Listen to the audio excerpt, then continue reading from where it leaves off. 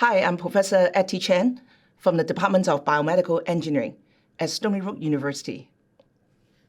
And I'm Chris Ashdown, an MD PhD student here at Stony Brook University, also in the Biomedical Engineering Department. In this episode of Making Sense of Science, Chris and I would like to share with you how the collaboration work between Professor Rubens and my lab is meant to expedite cancer treatment by using something called low-intensity vibration, or LIV. Traditionally, there are different ways of treating cancer, such as surgery, chemotherapy, or radiation therapy. For us, we're specifically interested in using a relatively newer form of cancer treatment called CAR-T therapy. CAR-T therapy is an incredibly powerful cancer therapeutic that has made huge progress in recent years. It is especially promising for treating some forms of blood cancer when other forms of cancer treatments fail and cancer relapse. But what is CAR-T cell therapy exactly? Normally, our immune system is pretty good in fighting off diseases with our white blood cells such as T cells. But for the case of cancer, T cells cannot see these cancer cells. Without being able to locate them, T cells cannot treat cancer. However, the good news is now that we learn, we can actually take these T cells out from the patient, bring them to the lab, and genetically modify them to add this specific receptor called chimeric antigen receptor, or CAR. With the addition of this CAR receptor, the CAR T cells can now find and fight cancer cells. So it sounds all good that CAR T cells are so powerful. But right now, there are two major limitations for CAR T therapy for this to be more popular. First, the manufacturing process of CAR T therapy is taking too long. It can take up to 3 to 4 weeks.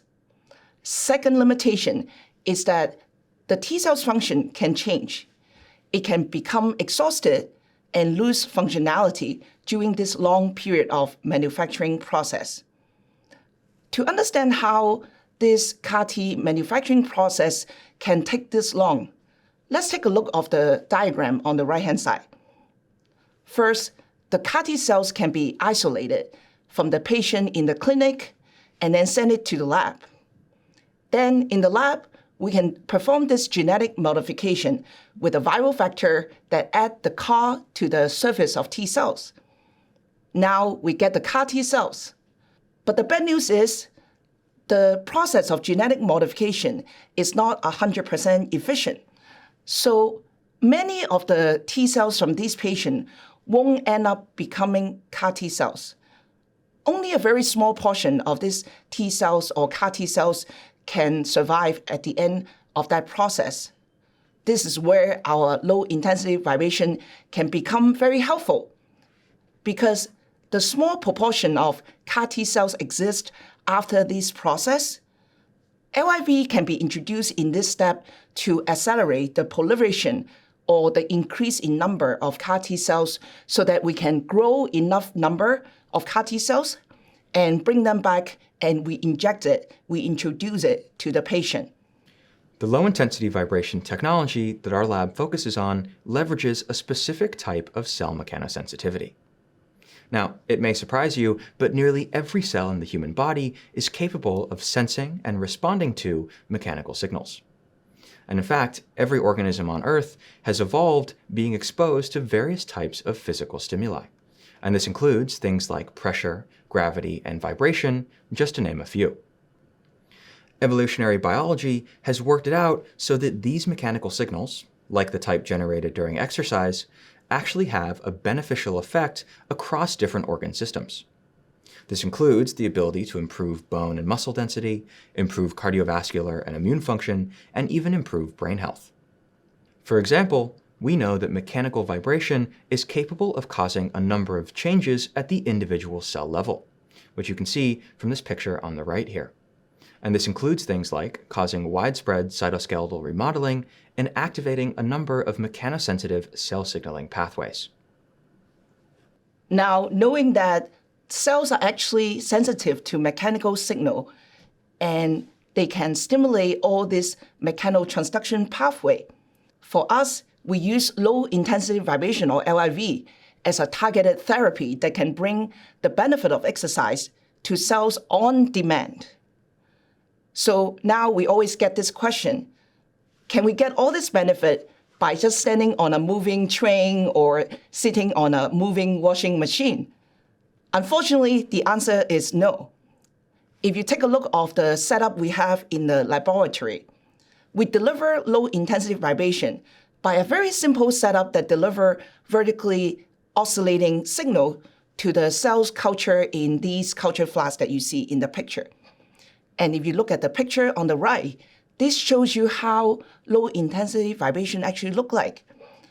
They are similar to sinusoidal wave that have many characteristics. You can see that it can be characterized by the magnitude, frequency, duration, refractory period, and doses per day.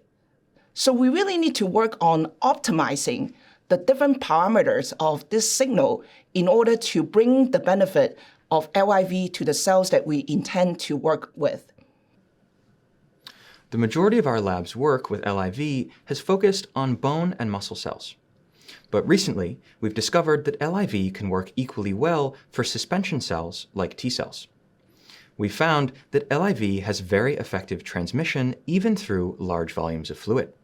This means that we can very effectively reach out and stimulate our T cells even while they're floating in suspension. And we've used tools like particle image velocimetry and finite element modeling analysis to confirm this. Now, in these bone and muscle cells, LIV works, at least in part, by activating a specific cell signaling pathway, which is known as the AKT-GSK3 beta pathway. In T cells, however, this pathway plays a much more critical role, where it's important for T cell activation, which you can see from this picture on the right here. Our research has found that we can activate T cells by directly stimulating this AKT-GSK3 beta pathway with vibration.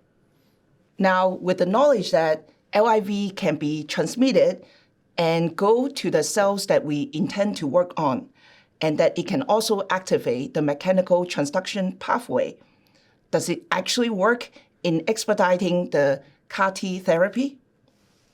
Our experiment shows that, indeed, LIV can increase the cell growth in number as soon as 2 days in 48 hours. LIV significantly increased the cell proliferation as soon as 2 days, and when we extend the experiment into a longer period of time, we see that in 5 days, the optimized LIV signal can actually increase the cell number by 47% compared to the sham handle control. So this is really good news. But how about the function? The next thing we wanted to determine was what effect LIV would have on levels of T cell exhaustion. T cell exhaustion is a common problem for CAR-T manufacturing, and it occurs when T cells become overstimulated or are stimulated for too long. And this leads to a number of changes within the T cell that eventually causes it to shut down and lose functionality. Now, this is a problem for CAR-T manufacturing because every time you try and increase the T cell growth rate, you end up increasing the numbers of these exhausted T cells.